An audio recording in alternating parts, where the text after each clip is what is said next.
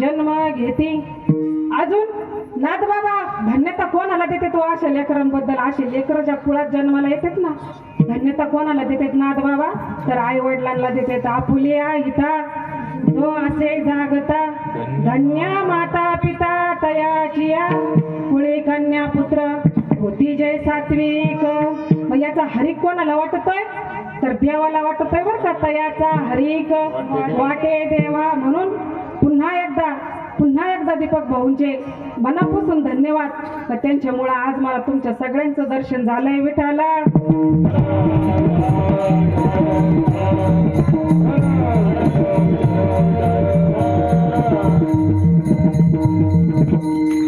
मला वाटतं 3 वर्षापूर्वी सप्त्यात कीर्तन करण्याचा मला योग आला आणि 3 वर्षानंतर आज तुमच्या समोर मी उभी आहे. स्वपन मला काय म्हणतो असतं अक्का, आपल्या मायवाड्याच्या सगळ्या महिला वर्गांचं प्रत्येक वेळेस सप्ताह ठरला का सगळ्यांचं म्हणणं असतं राधिकाला कार्यक्रम बी.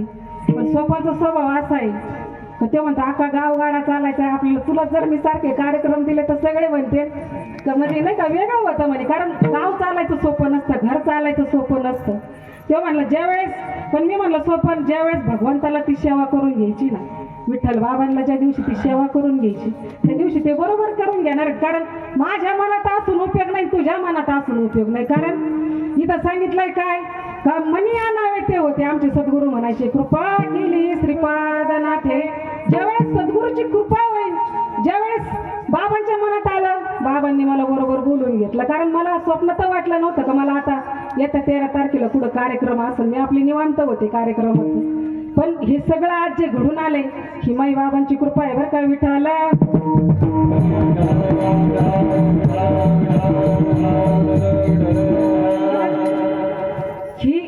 ही जी माळीवाडा भूमी आहे ना, मी त्या दिवशी पण सत्संगात सांगितलं इथं, खूप अशी पावन भूमी आहे बरं का. आपल्याला त्याचं महत्व कळत नसेल, मी कायम म्हणत असते.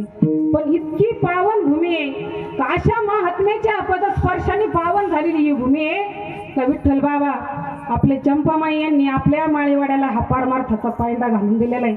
सगळ्यात अगोदर पारमार्थ त्यांनी आपल्या माळीवाड्यात आणलेला आहे. म्हणून किती जीवनात मोठं व्हायचं पण ह्या 2 महात्म्यांना विसरू नका बरं का विठाला.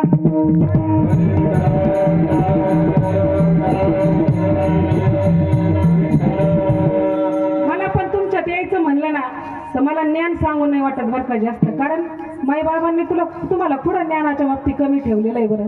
कारण राजहंस बनवलेलं आहे बाबांनी तुम्हाला माईंनी. कारण कावळे बगळे नाही बनिलं बरं का, कावळे बगळे बनिलं नाही त्यांनी, राजहंस पक्षी तुम्हाला बनवलेलं आहे. कारण राजहंस पक्षी काय खातो तर मोत्याचा चारा खातो बरं का. तो त्याला असं तसं दुसरं काही आवडत नाही.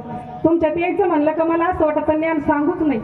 कारण 2 तास जरी मी तुम्हाला इथं विठ्ठल बाबा माई विठ्ठल बाबा एवढेच 2 जर विषय सांगितले ना तर तुम्ही 2 तास काही 4 तास इथून उठणार नाही ती विठ्ठला.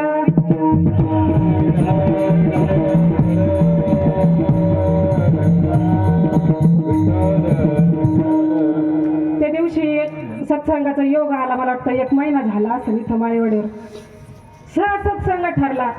एवढं आपल्या इथल्या महिलांनी भारी नियोजन केलं मंदिरात. सगळ्या महिला आल्या आपल्या माळीवाड्यातल्या, आम्ही व्हिडिओ काढले, स्टेटसला ठेवले. सगळे म्हणायचे ताई सत्संगाला गेले एवढे माणसं कस काय गोळा झाले म्हणायचे तुमच्या तिथं कार्यक्रमाला. म्हणलं आमचा माळीवाडाचा असा आहे तिथं सगळे तिथं अशा महात्म्यांचे तिथं पाय लागलेले आहेत आणि अशा महात्म्यांनी तिथं तो परमार्थ नेलाय. ते महात्मे आहेत ना विरळचे. कारण ऐसा महात्मा परत न होणे, परत होणार नाही तो असे महात्मे. आम्ही महाराष्ट्रभर कार्यक्रमासाठी फिरवतो, सगळीकडे फिरवतो. फक्त आहे ना याचा बाजार चालू आहे सगळीकडे. पण असा महात्मा आपल्या माळीवाड्याला मिळून गेले तर निरपेक्ष भक्ती आपल्या विठ्ठल बाबांनी केली, कुठल्या गोष्टीची अपेक्षा केली नाही. हो आज जे नामदेवराय भगवंताकडे मागतेच ना तेवढंच विठ्ठल बाबांनी तुमच्या आमच्यासाठी तेवढंच मागितलं का. ह्याची देवा पै मागत चरण सेवा खंडित भरपूर देणारे होते विठ्ठल बाबांना. पण घेतलं का कोण त्यांनी नाही घेतलं. आता दारकुंडे साहेब माझ्या समोर आले, भरून आलं त्यांना बघितले नंतर. कारण खूप सेवा केलेली साहेबांनी त्यांची. दादांनी मला परवा सांगितलं म्हणले साहेबांची माझी भेट झाली होती, असा विषय झाला.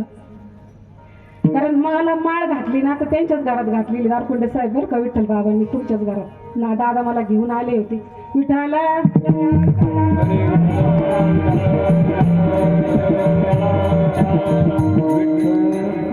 लहानपणापासून बाबांचा सहवास घडला, पवित्र कुळ मिळालं आणि हा कुळात माझा उद्धार झाला. आज मी तुमच्या समोर उभी आहे, इथं कीर्तन सांगण्यासाठी नाही बरं का, कारण कीर्तनकार कोणाला म्हणायचं जे शिकलेले आहेत. आम्ही कुठं शिकायला गेलो नाही, आम्ही घरी तयार झालेलो आहेत बरं का. श्रीपाद बाबांच्या खाणीत तयार झालोत आम्ही. काय त्यांना दिसलं असं आमच्यामध्ये, जसं माऊलींनी 4 पायाचा रेडा बोलवला, माझ्या श्रीपाद बाबांनी 2 पायांचे रेडे बोलवले बरं का, तुमच्या आमच्यासारखे. मला अनुग्रह ज्या महात्म्यांनी दिला ना, त्या महात्म्यांनी मला काहीच विचारलं नाही. वालचंद नाना मुरुमकर कोयाळ पिपळायचे, ते फक्त म्हणले बाई तुला माळ कोणाची आहे? म्हणलं मला नाना विठ्ठल बाबांची माळ. अरे लय मोठ्याचं लेकरू आहे म्हणले, तू काय बघायचंय? लगेच अनुग्रह दिला मला एका क्षणात त्यांनी. आणि विचार करा, असे महात्मे आपल्याला मिळालेले आहेत. विठ्ठला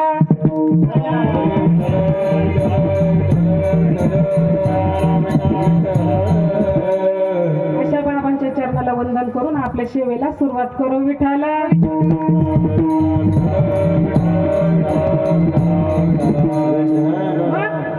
अभंगाच्या पहिल्या चरणात नामदेवराय सांगत आहेत का, ह्याची देवा पै मागत चरण सेवा खंडित. मागणारे कोण येतात? तर नामदेवराय येत. विशेष असे मोठे अधिकारी येत मागणारे, आणि देणारा कोण आहे? हो भगवंत आहे. मग मागणारा पण विशेष आहे आणि देणारा सुद्धा विशेष आहे बरं का. देणारा सुद्धा उदार आहे. तो कसा आहे? तो भगवंत कसा आहे? विटेवरी